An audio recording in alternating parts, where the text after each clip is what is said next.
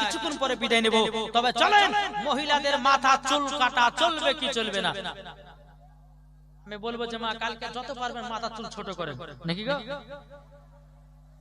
যদি মশলাটা দিই তো কাল সকালবেলা কিন্তু সব মহিলারা বাবাজি নিজের নিজের কাছে কিনবে আর বাড়িতে সেভ করবে। হ্যাঁ কিন্তু মা শুনে রেখে দেন, যেই মহিলারা মাথার চুল কাটবে, অনেক মহিলা বলছে মৌলভী সাহেব আমাদের মাথার চুল ফেটে গেছে তো কি করব। মা গো মা, চুল ফেটে গেলে অনেক বহুত রকমের তেল বাড়ি আছে, তেল মাখবেন, কিন্তু মা আপনি জীবনে চুলে কাঁচি লাগাবেন না। যেই মহিলারা চুলে কাঁচি লাগাবে, চুল কাটবে, বাবাজি মরার পরে মা গো মা জান্নাত তো দূরের কথা, জান্নাতের গেট পর্যন্ত দেখা তার নসিবে জুটবে না। মহিলা থেকে বলতেছে ও মা জননী ভুরু সেভ করবেন না, ও মা জননী মাথাতে কালার করবেন না, ও মা জননী মাথার চুলকে কাটবেন না। যারা খাতুনে জান্নাতের মতো নারী হবে বাবা তারা এই রকম ধরনের কাজ করবে না। আর যারা বাবাজি দুনিয়ার মডার্ন যুগে চলবে ওই মহিলারাই করবে।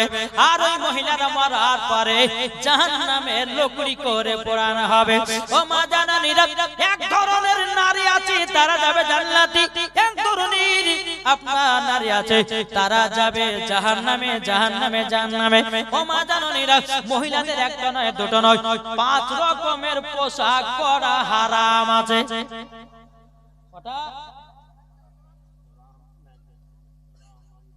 রহমান শেখ দিয়েছে 100 টাকা। এই 42 আছে যে সুন্দরী হলো 42 আছে গেলছে কি বললেন রহমান শেখ দিয়েছে একবার সিমেন্ট নারে তাকবীর নারে রিসালাত। তারপরে মকবলের স্ত্রী দিয়েছে 1 বস্তা সিমেন্ট। আল্লাহ গো তিনা দানটা কবুল করে নিন, আল্লাহ যা সাথে আছে নিতে দিয়েছে দান, আল্লাহ তিনা দানটা কবুল করুন, জোরে করুন না আল্লাহুম্মা আমিন। সাকির শেখের স্ত্রী 1 ব্যাগ সিমেন্ট, আল্লাহ গো তিনা দানটা কবুল করে নিন, জোরে করুন না আল্লাহুম্মা আমিন। বাবাজি মুসলমান ভাইরা এ সোনা মানিকেরা, তাই আমি মায়েদেরকে বলতে চাই মা জননীরা তাহলে মা গো মা মাথার চুল জীবনে কেউ কাটবেন না। আর যদি কাটে মরার পরে জান্নাত হওয়া যাবে না, মরার পরে জান্নাত হওয়া যাবে না। আল্লাহ পাক আল্লাহ তাআলা বলতেছে মরার পরে তাকে জাহান্নামের আগুনে লকড়ি করে পোড়ানো হবে। যে সমস্ত মহিলারা মাথা চিরুনি দিয়ে আঁচড়ায় চুলগুলো আটকা পড়ে যায়, ও মায়েদেরকে বলবো মা ওই চুলগুলো আপনারা বাড়িতে যেখানে সেখানে ফেলবেন না। আটকে অনেক মহিলার মাথার চুল আছড়ে আছে চিরুনিতে আটকে যায়, ওই চুলগুলো কি করবেন যদি শুনতে চান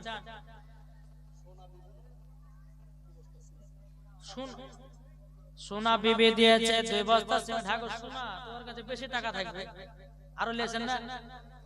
সোনা বিবি দিয়েছে 2 বস্তা সিমেন্ট, নারে তাকবীর নারে রিসালাত। সোনা বিবি দিয়েছে আল্লাহ গো 2 ব্যাগ সিমেন্ট, আল্লাহ তিনা দানটা কবুল করে নিন, জোরে করুন আল্লাহুম্মা আমিন। বাবাজি মুসলমান ভাইরা এ সোনা মানিকেরা আপনাদেরকে বলতে চাই রে ভাই এ ভাইরা আল্লাহ পাক আল্লাহ তাআলা বলতেছে যারা সঠিক নেকবান্দি হবে তারা জীবনে মাথায় কোন রকমের কালার করবে না। একজন মহিলা বাবাজি 4 রং কালার করেছি, একটা বাবা ঘোড়া কালার, একটা বাবাজি মেহেদি কালার, আর একটা কালো কালার, আর একটা বাবাজি সাদা কালার। মনে হচ্ছে বাবাজি 80 বছরকার বুড়ি যাচ্ছে।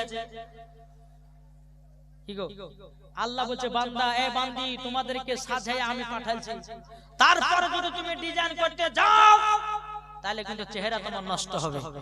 মাগো স্বামীকে রাজি খুশি করার জন্য আপনি সুনু পাউডার ফেরালাবলে মাখতে পারেন, সাজগুজ করতে পারেন, তাই বলে ওই পাড়ার ছেলেদের জন্য কিন্তু করা হবে না। কেন না প্রত্যেকটা মহিলারা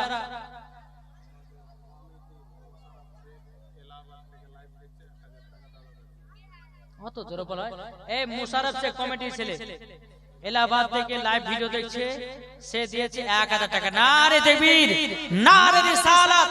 মুশারফ শেখ 1000 টাকা দাতা, জোরে কোন জিন্দাবাদ। আল্লাহ যে আশাতে যে নিয়ে দিতেছে দান, আল্লাহ তিনা দানকে কবুল করুন। জোরে বলুন আল্লাহুম্মা আমিন। যাই হোক বাবা যে মুসলমান, আপনাদেরকে বলতে চাই, তাহলে এক নম্বর হলো মাথার চুল কেউ কাটবেন না, ভুরুসব করবেন না। তারপরে বেরাদ ইসলাম, মাথার যে চিরুনি দিয়ে চুলগুলো আটকে যায়, ওই চুলগুলো আপনারা কি করবেন, যেখানে সেখানে ফেলবেন না।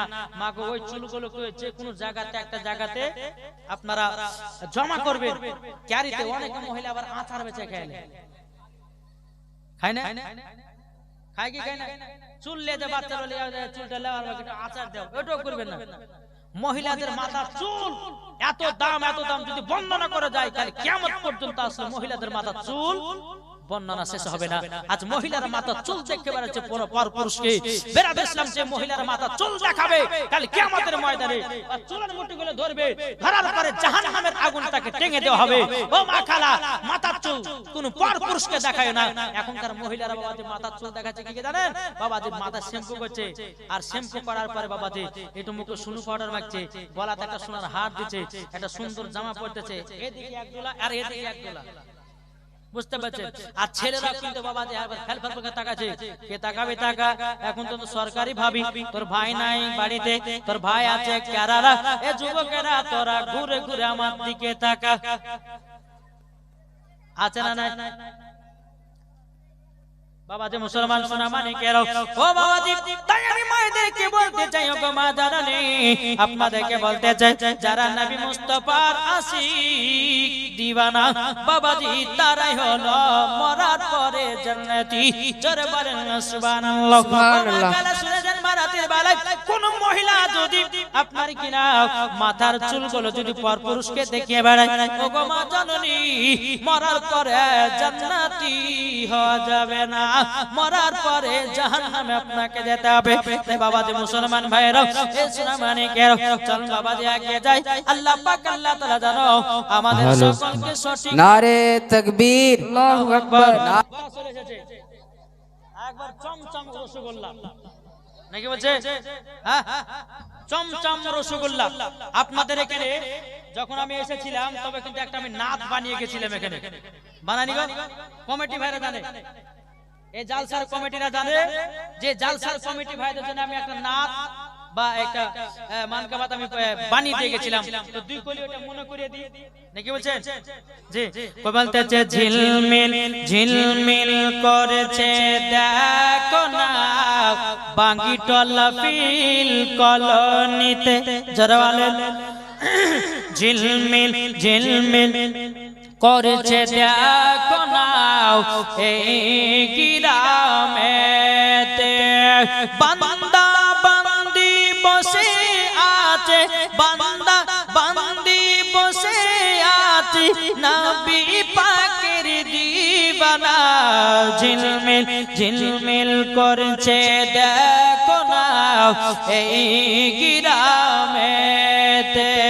জোরে বলেন এই জালসার কমিটি যারা নবীর প্রেমিক হয়েছে তারা, এই জালসার কমিটি যারা নবীর প্রেমিক হয়েছে তারা, দেখলে পরে বোঝা যায়, দেখলে পরে বোঝা যায় নবী পাকের দিওয়ানা, ঝিলমিল ঝিলমিল করছে দেখো না এই গ্রামেতে, ঝিলমিল ঝিলমিল করছে দেখো না এই গ্রামেতে।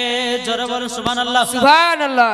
মহিলাদের মাথার চুলগুলো কি করবে, যদি চিরুনি যেগুলো আটকা পড়বে, ওই চুলগুলোকে একই জায়গাতে রাখবেন, রাখার পর কোন জায়গাতে ফেলবেন না, মাটিতে পুঁতে দিবেন, মাটিতে চুলগুলোকে পুঁতে দিতে হবে।